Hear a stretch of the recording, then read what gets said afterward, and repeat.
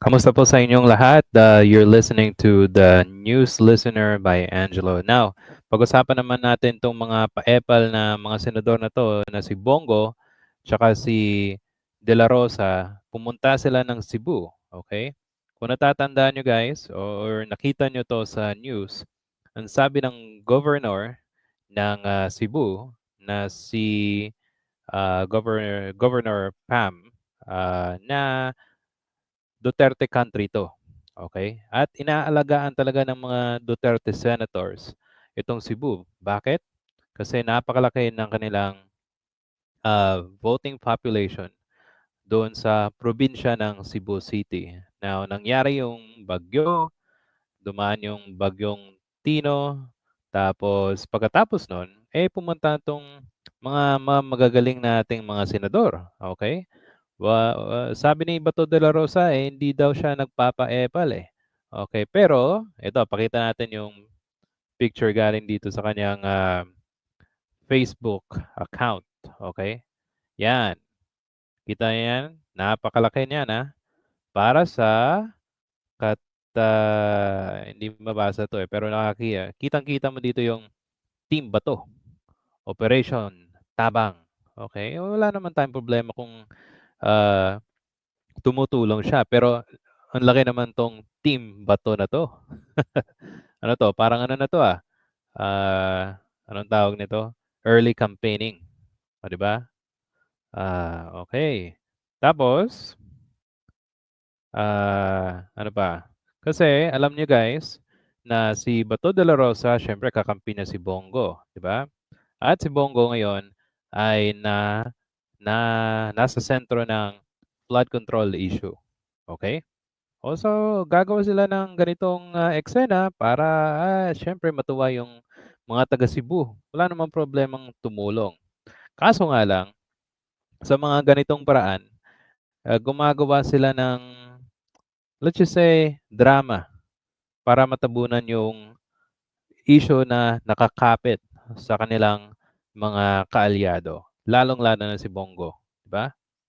Oh, punta tayo dito kay ano, later may ipapakita ko sa inyo guys when it comes to flood control issue or flood control projects, ang total na nandito sa Cebu City. Okay, now, si Bongo naman, share ko another tab, pumunta siya. So, si Bato, by the way, pumunta si Bato doon sa Barangay Talisay, Cebu City. Okay?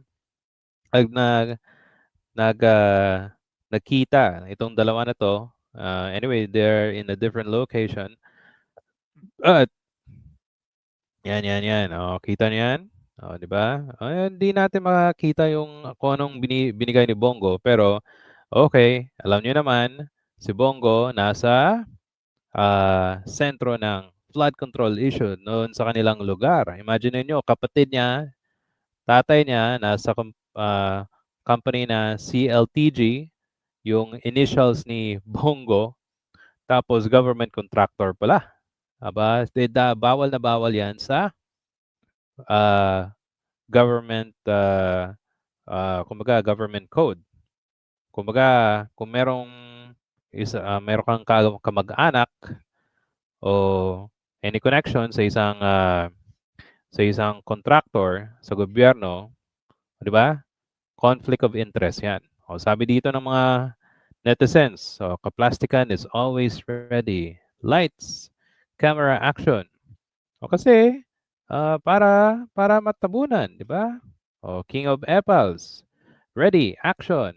O kasi alam naman ng tao dapat, alam ng tao na, sa mga ganitong paraan, gusto nilang hindi makita yung ano, yung issue na naka-connect sa kanila, o 'di ba? Now, ang nakaka nakakahina dito is itong Cebu City or yung Cebu Province ay sabi ng gobernador nila, Cebu is a Duterte country. Totoo naman 'yun, eh, okey? Ang problema nga lang is ang poon nilang si Duterte ang nagpahamak sa kanila dito sa pagbaha sa Cebu City. Why? Ito, papakita ko sa inyo kung gaano ka dami, okay, yung flood control projects na na na na-create nung panahon ni Digong. Okay? O, sabi dito, Better Philippines News, okay? At I'm sure you guys know that you can check it online for more information. Ang sabi dito, 343 flood control projects ng Duterte administration sa Cebu noong 2016 to 2022. Nasaan na? 'Di ba? Ano nangyari? Grabe yung baha. Imagine niyo mala tsunami yung tubig. Hindi actually nakita ko lang yung mala tsunami na tubig doon sa sa Japan eh. Pero nangyari ito dito sa Cebu City. Grabe. At hindi lang yung kay Slater Young yung Monte Reza, yung itatayo sanang itatayong parang village ng mga mamayayaman. Hindi lang yun yung yung reasons na grabe yung baha. Definitely yung flood control hindi gumana. Okay? At kitang-kita dito sa information na to na hindi lang kay Duterte, okay? Papakita ko niyo another information para madami naman.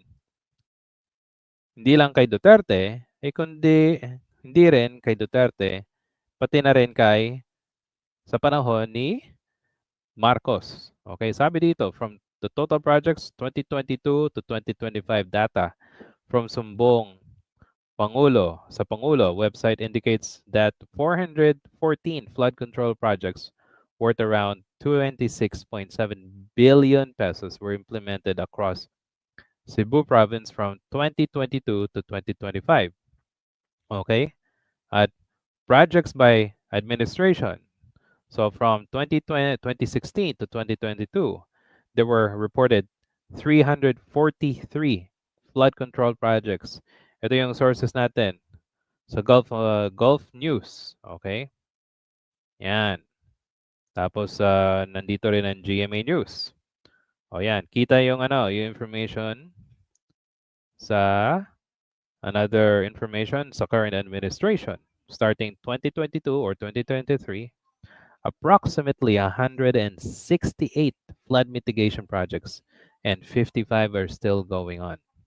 So, hindi lang to si Marcos sa panahon ni Marcos, sa panahon din ni Duterte. So, anong nangyari sa kanilang flood control? Diba? Na na sumama na ba doon sa baha? Diba? Ang daming ang daming namatay, ang daming nawala ng bahay, 'di ba? Ang ari-arian. So dapat talaga may managot sa ganitong nangyari dito, 'di ba? Oh, ito yung projects locally. Sabi dito, Cebu City may 47, Talisay 21, Liloan 5, Compostela 3, Danao 2. So, yung information na yan, napakadami sa Cebu City. Pero imagine the damage that happened nung bagyong Tino, 'di ba? So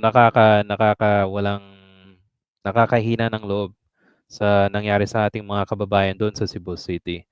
At sana matauhan din tong si Cebu Governor Pam. Okay? Bakit? Ano siya Duterte loyalist siya, Duterte supporter siya. Okay? Ito, pakinggan natin mismo sa kanyang bibig na yung problema, yung flood control na napakalaki ay nangyari doon sa administrasyon ni Duterte. Okay? Ito, let's watch this. Ask the question kung bakit grabe yung flash floods dito when we have 26 billion for flood control projects. So yun lang naman sa akin. I begin to ask question, bakit ganun? 26.6 plus 600 plus billion yung ano dito, flood control funds. And yet ito yung nangyayari sa amin.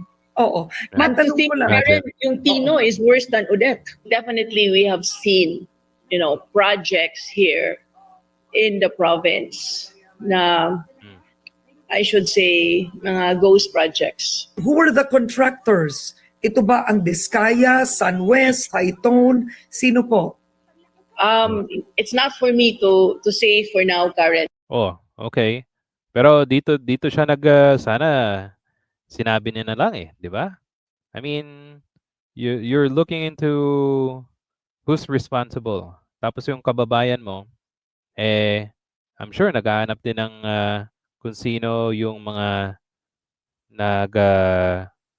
nagtayo ng mga flood control projects. Pero parang hindi mo masabi, 'di ba? O mabuti pa siguro yung ibang tao na naghahanap ng impormasyon para makita kung sino yung nagtatayo ng flood control projects, pero ikaw mismo na governor ng Cebu, hindi mo malang masabi. Anyway, let's continue. No, we have submitted the reports already. But what I can say is we have seen substandard projects as well. At saka may mga bulk water. Okay, so ghost projects and substandard. Tandaan na natin yan. Projects, no, na inamit yung mga license to some contractors na hindi naman sila yung gumawa.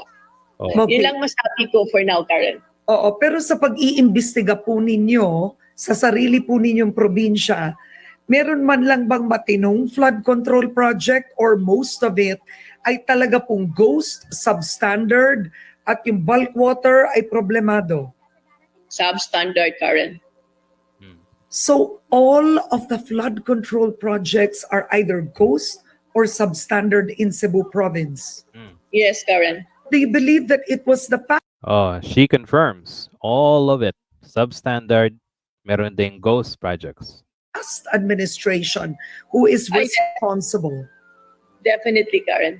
Sabi niya, tinanong ni Karen na, do you believe that the past administration have some fault or may kasalanan dito sa flood na nangyari sa Cebu? Sinabi ni Governor Pam, yes. Well, sana matauhan yung mga taga Cebu, di ba? Ulitin natin. Administration who is responsible? Definitely, Karen. Because I'm just here, just an over 100 days. And by the time I got here, that's when the flood control, the president announced it during his SONA. What I can tell you is 2019 nagsimula. Okay. 2019. Di ba? Hindi pa yan panahon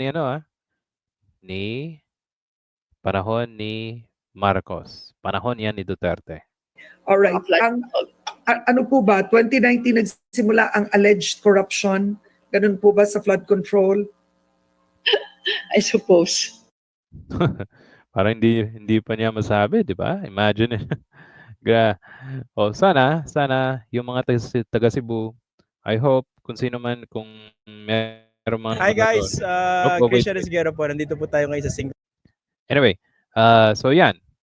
I hope yung mga taga Cebu, as she said, Duterte country. You know, you began Duterte country. At I hope matauhan lahat ng taga Cebu na bumoto sa mga Duterte at huwag sana kayong maniwala sa mga paepal ng senador na mga Duterte kasi mismo yung kanilang poon ang nagpasimuno ng flood control, ghost projects, substandards na nagpalala ng baha sa kanilang lugar. 'Di ba? So I hope mangyari 'yan para maging mapanuri sila, kumuha ng bumoto ng matinong leader.